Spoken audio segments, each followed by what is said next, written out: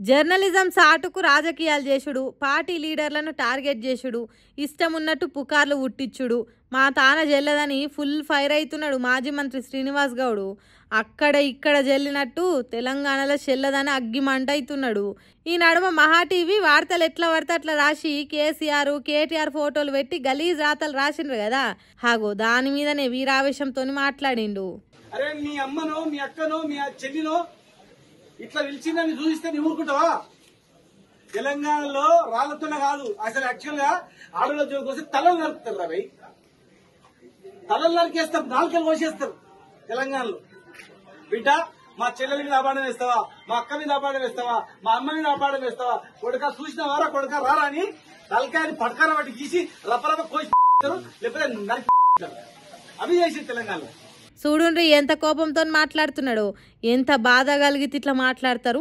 ఉత్తగా బట్టగాల్చి మీదేస్తే తర్వాత ఆర్పుకునే పని పెట్టుకోవాలనా? ఎన్ని రోజులు ఇట్లా? తెలంగాణలో ఆడోళ్ళు అంటే అగ్గు ఉన్నారనుకుంటున్నారా?